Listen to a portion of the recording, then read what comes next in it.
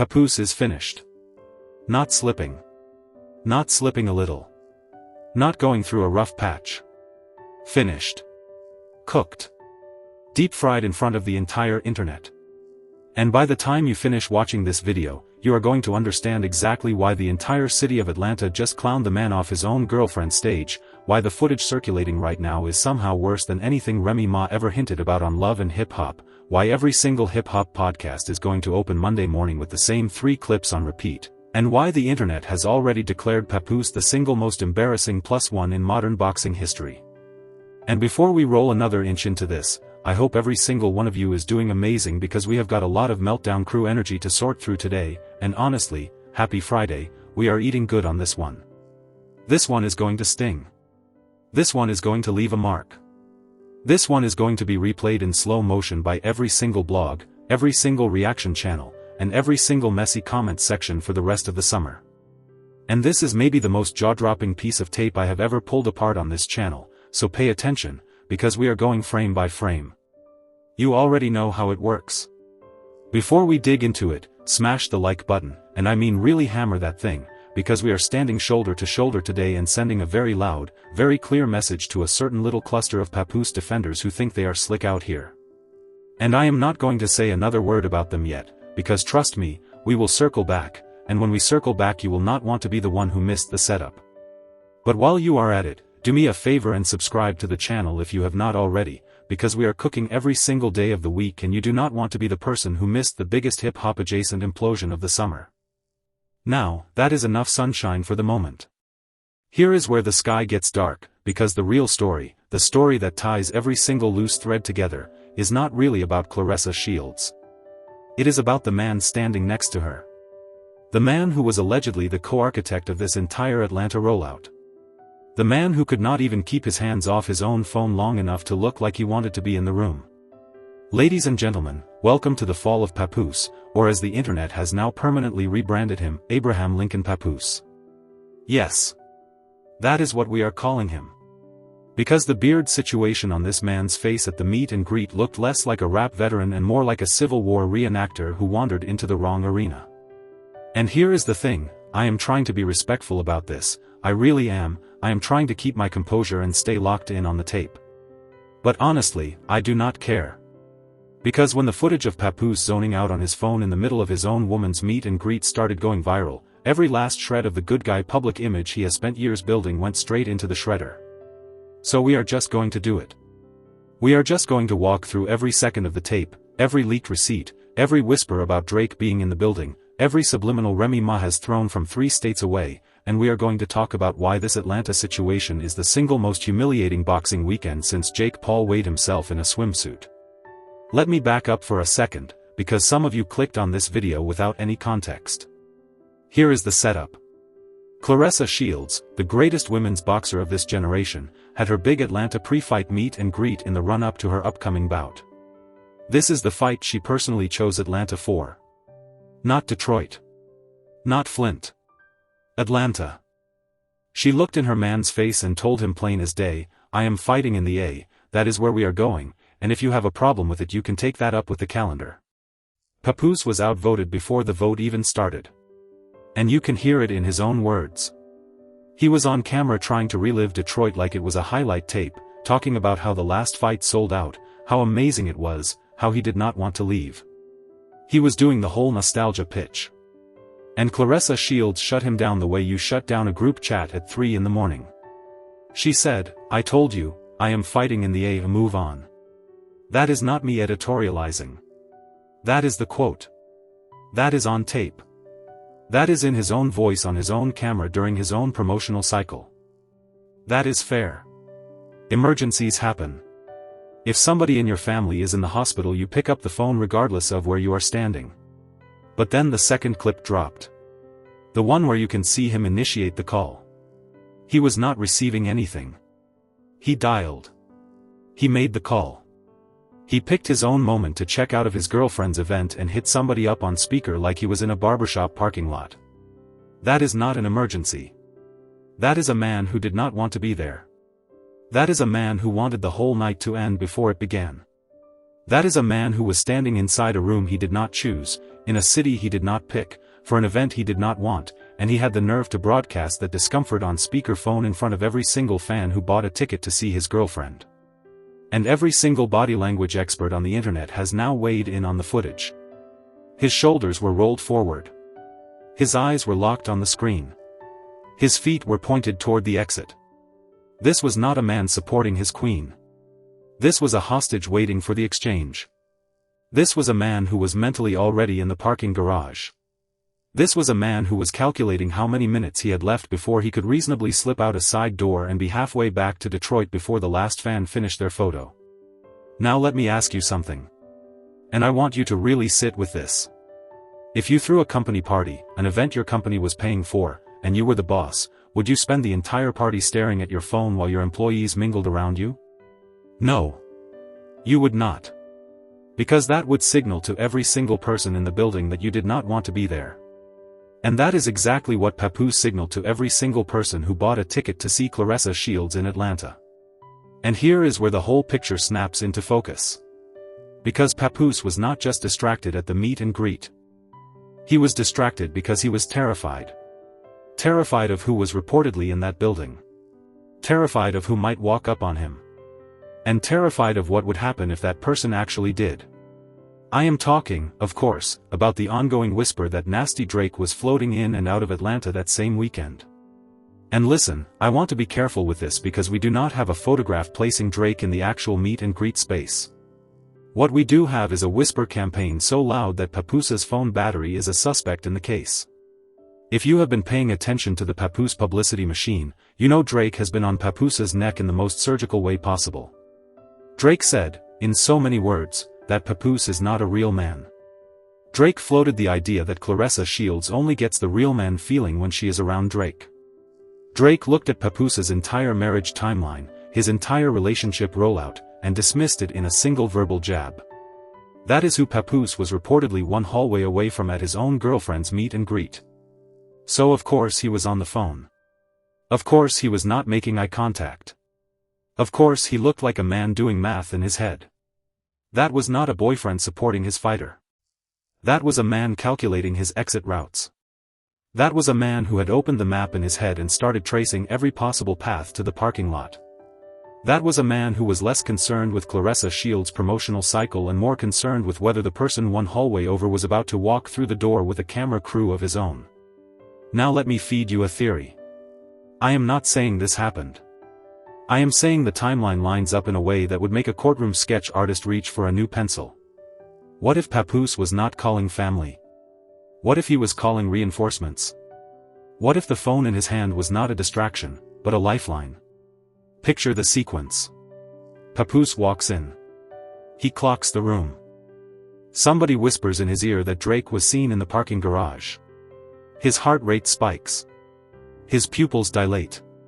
His hands start moving toward his pocket. The phone comes out. And suddenly he is dialing his cousin, his manager, his security guy, anyone, saying, "Bring the truck around, bring the paperwork, bring the emergency kit, because Nasty Drake is somewhere in this building and I am not built for that conversation." That is the theory. And the theory is not that wild. Because let us be honest.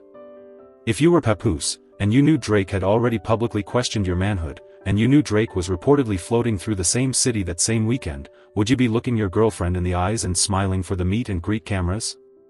Or would you be on the phone whispering into your palm like you were narrating a hostage negotiation? Now this is where the story gets even worse.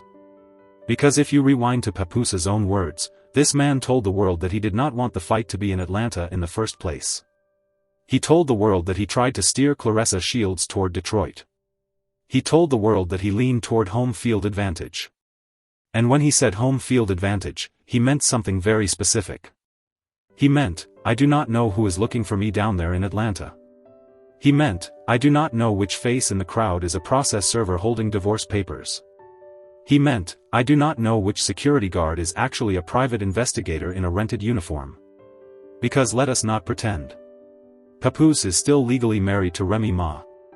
That is not gossip. That is public record. The paperwork is still floating. The signatures are still pending. And every time Papoose steps into a public event with Claressa Shields, he is stepping into a legal minefield with cameras strapped to every angle. So of course he wanted to stay in Detroit. Detroit is his safe zone. Detroit is where he knows every hallway, every side door, every alley. Atlanta is enemy territory. Atlanta is where a man in boxing gloves could walk right up to him and say, "Sir, you have been served," and disappear into the crowd like a ninja. Atlanta is where a process server dressed as an event photographer could snap a photo, hand him a folder, and be back in the parking lot before Papoose even realized what happened. Atlanta is chaos. Atlanta is exposure. Atlanta is where every subliminal Remy Ma has thrown finally has a landing pad. And Papoose knew it. And Claressa Shields told him to shut up and show up anyway. Which is exactly what he did. And then he spent the entire event pretending his phone was more important than the woman on stage. Now let me talk about the meet and greet itself for a moment. Because there is a whole other angle here that nobody is talking about. The Meltdown crew online is trying to sell the narrative that the meet and greet was packed. Packed to the walls. Fire marshal energy. Standing room only. And I want to be respectful about this. But if you have seen the footage, you know the truth. It looked less like a packed arena and more like the reunion photo from We Are the World. It looked like the same amount of people who showed up to remake a charity single in 1985. And I am not exaggerating for laughs. Watch the clip.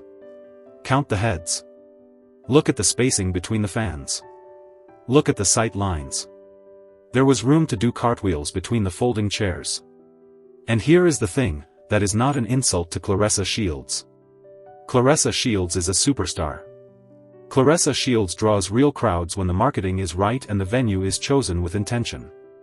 This is not a Claressa Shields problem. This is a rollout problem.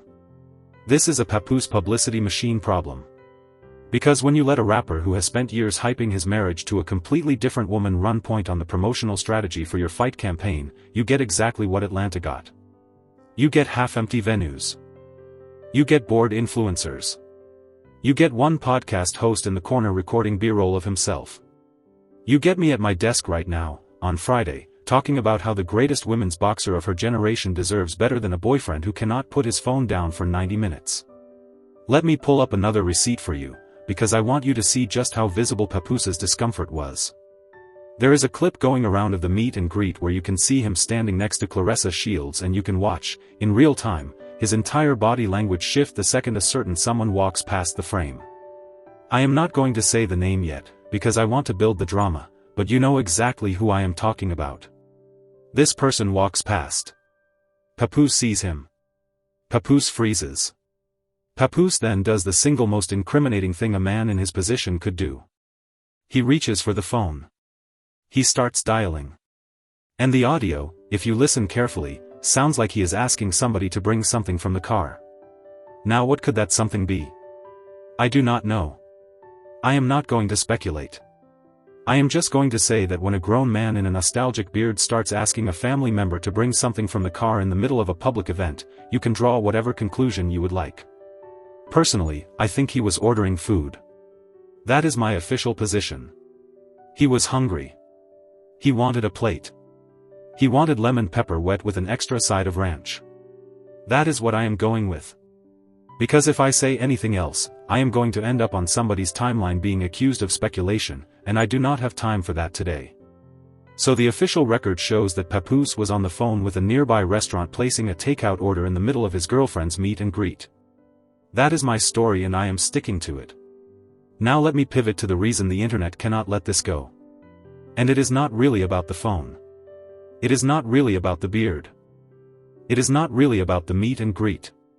It is about what this moment reveals about the entire dynamic between Papoose, Claressa Shields, Remy Ma, and the ghost of Drake floating over the whole situation. Because for months now, the Papoose publicity machine has been trying to sell us a very specific story. The story is that Papoose is the strong silent supporter behind the greatest women's boxer of her generation. The story is that Papoose and Claressa Shields are the new power couple of the sport. The story is that the Remy Ma chapter is closed, the divorce is inevitable, and the future is bright. That is the story they have been telling. And the tape from Atlanta just called every single sentence in that story a lie. The tape did not whisper. The tape did not hint. The tape screamed. In slow motion. In 4 different angles. On every phone in that building. The tape looked the Papoose publicity machine in the eye and said, "Sit down, we are running the story now." Because a strong silent supporter does not spend his girlfriend's biggest promotional event scrolling through his contacts. A power couple does not have one half of the couple looking like he is planning his escape. And the Remy Ma chapter is not closed, because you cannot close a chapter that is still being written in real time on Instagram every Tuesday. Let me remind you of something. Remy Ma, from a completely different city, has been dropping breadcrumbs about her situation with Papoose for months. She has been posting videos about packing bags she bought on Amazon. She has been talking about hats in one bag, sneakers in one bag, jackets in one bag. She has been telling the world, in her own delicate way, that this man's belongings are still sitting in the crib, still waiting for pickup, still gathering dust. And every single one of those videos has landed with the force of a subliminal thermonuclear warhead. Because when you tell the internet that your estranged husband still has not come to pick up his belongings, you are not just talking about clothes. You are telling the internet that the divorce is not really a divorce. You are telling the internet that the situation is unresolved. You are telling the internet that the man on the meet and greet stage with Claressa Shields is still legally, logistically, and possibly emotionally tethered to a completely different woman. And Papoose knows this. Which is why, when the phone came out at the meet and greet, half the internet immediately assumed he was on the line with Remy Ma. And listen, I am not confirming that theory. I am simply saying that it is on the table. Because if you look at Papoose's face on the tape, that is not the face of a man calling his accountant. That is the face of a man deep in a conversation he does not want anybody to hear. He is hunched. He is whispering. He is glancing left and right. That is a man in the middle of a very complicated phone call. That is a man having a conversation he is going to spend the next 6 months denying. That is a man burning through minutes he cannot get back. That is a man whose phone bill next month is going to read like a novel. And a novel is exactly what this Atlanta weekend has become. A slow, sprawling, character-driven novel with a protagonist who cannot stop checking his notifications and a supporting cast that gets funnier every time the pages turn. Now let me be extra clear. I am not stating this as fact. I am stating it as a plausible scenario. Because the truth is, we do not know who Papoose was on the phone with. Nobody does. Not the fans. Not the cameras. Not the internet detectives who have been slowing the footage down frame by frame. But the beauty of the tape is that it does not matter who he was on the phone with. It only matters that he was on the phone. Because that single action, in that single moment, told the entire world everything they needed to know about how invested Papoose actually is in this Claressa Shields chapter of his life. And here is where the whole picture snaps into focus again, because if you rewind the last 12 months of Papoose's public rollout, you will notice a very specific pattern. Every single time Claressa Shields has a moment, a real moment, a career-defining moment, Papoose has managed to insert himself into the frame in the most awkward possible way. When she was picking the venue, he was pitching Detroit. When she was picking the marketing strategy, he was somewhere in the meeting. When she was picking the meet and greet location, he was allegedly the one negotiating the room booking. And now, at the actual event, at the culmination of all of that involvement, he is on his phone. That is not a supportive partner. That is a man who wanted to be the co-star of a story he was never cast in. That is a man who was so busy inserting himself into the plot that when the cameras finally rolled, he forgot his own lines. And that is why the internet is dragging him. Because the internet is not stupid. The internet remembers. The internet was watching when Papoose kept talking about wanting the fight in Detroit. The internet was watching when Papoose kept name-dropping himself in interviews about the promotional cycle. The internet was watching when Papoose kept doing everything he could to remind the world that he is dating the greatest women's boxer of her generation. And now, when the moment actually came, when the room was hot, when the cameras were rolling, when the meet and greet was happening in the city his girlfriend personally chose, Papoose was on his phone. Not for a minute. Not for 2 minutes. Multiple times.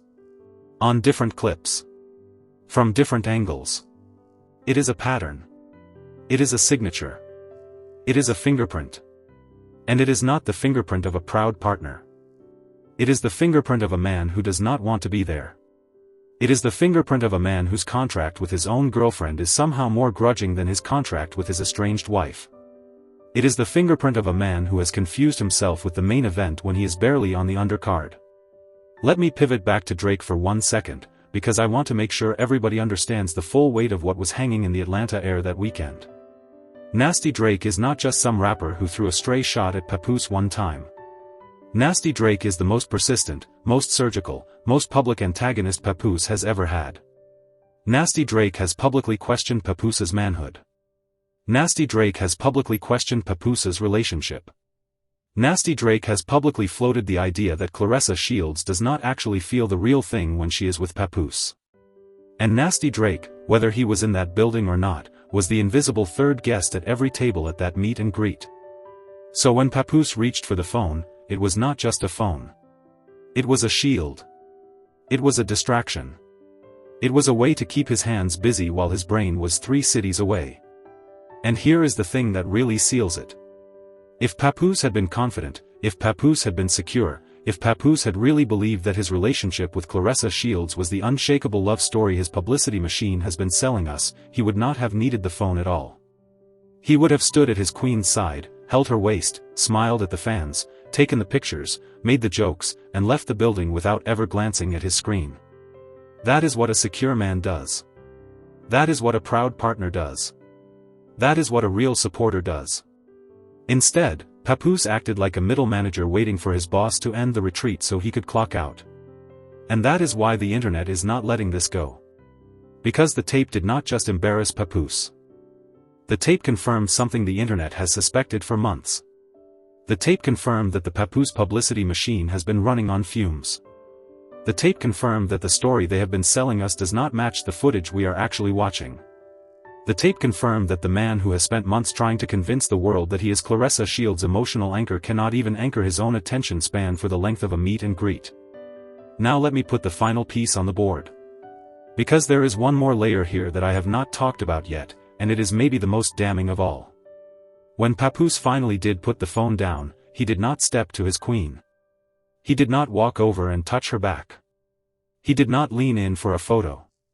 He did not make a single visible attempt to prove to the room that he was still emotionally in the building. He drifted. He hovered. He stood there like a man who had wandered into the wrong wedding reception. And every single fan in that room saw it. Every single camera in that room caught it. And every single person watching the footage at home clocked it. Because this is what the truth looks like. The truth does not need a caption. The truth does not need a press release. The truth does not need a well-timed Instagram post from the Papoose publicity machine explaining what actually happened. The truth is on the tape. And the tape says that Papoose was not there.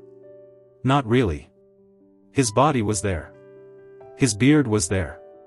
His phone was there. But the man himself was somewhere else. Somewhere far away. Somewhere on another call, in another chapter, in another life. And Claressa Shields, the actual star of the event, kept smiling and taking pictures and doing her job, because that is what champions do. Champions do not have the luxury of drifting. Champions cannot afford to zone out at their own events. Champions have to hold the room together even when the +1 is unraveling on camera. And she did. She held that room together with the force of a title belt. But she should not have had to. That is the real story. That is the story the Meltdown crew is not going to tell you. That is the story the Papoose publicity machine is going to spend the next 2 weeks trying to bury under carousel posts and staged date night photos. But we saw the tape. And the tape does not lie. And here is what I want you to sit with as we start to close this out. Because I know some of you are going to comment and say, big deal, he was on his phone, everybody uses their phone, why does this matter? Let me explain why it matters. It matters because in the influencer economy, in the boxing economy, in the celebrity relationship economy, every second of tape is a data point. Every glance, every posture, every millisecond of body language is being scored by an audience of millions. And when you have positioned yourself, publicly, as the emotional anchor of a superstar athlete, the one thing you cannot afford to do is look like you would rather be anywhere else. That is the one rule. Do not look like you would rather be anywhere else. Papoose broke the rule. He broke it in high definition. He broke it in slow motion. He broke it on multiple angles. And now every clip of him and Claressa Shields going forward is going to be watched through the lens of that meet and greet. Every hand hold. Every hug. Every red carpet moment. Every ringside photograph. The internet is going to be scanning for the same drift, the same distance, the same phone-in-hand posture that defined the Atlanta weekend. And every time it shows up, the story gets a little louder. The story becomes a little harder to bury. And the Papoose publicity machine becomes a little more exhausted.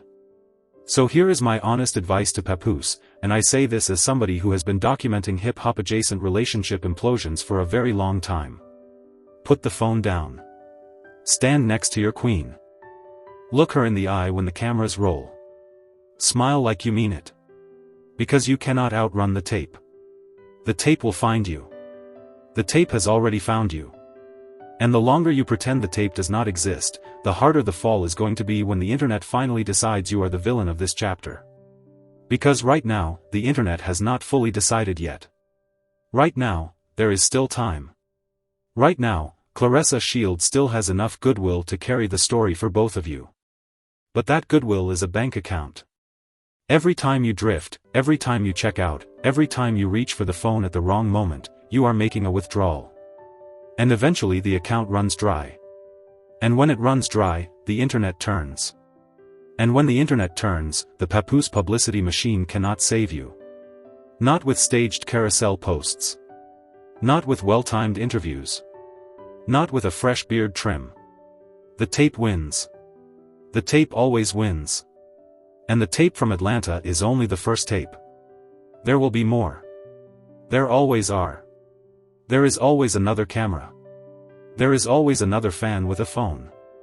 There is always another angle nobody accounted for. And in an era where every hallway has a lens in it, every meet and greet is a documentary waiting to be edited, and every distracted glance becomes a viral clip before the event is even over. So Papoose, if you are watching this, and given how tuned in you seem to be to the internet cycle, I would be shocked if you were not. Take the note. Put the phone down. Stand next to your queen. Because Claressa Shields is not going to keep carrying you if you keep drifting. And Nasty Drake is not going to stop poking. And Remy Ma is not going to stop packing. And the internet is not going to stop watching. The only person in this whole equation who can change the story is you. And you are running out of chances. Now, before we wrap this one up, I want to take one more pass at the moment that started this whole thing, because I think we buried the punchline a little bit earlier. The moment when Papoose picked up the phone at the meet and greet was not just embarrassing because he was on his phone. It was embarrassing because he was on his phone at a moment when the whole world was watching him. There were fans in that room who paid real money to be in that room. There were photographers in that room who traveled to Atlanta specifically to cover that room.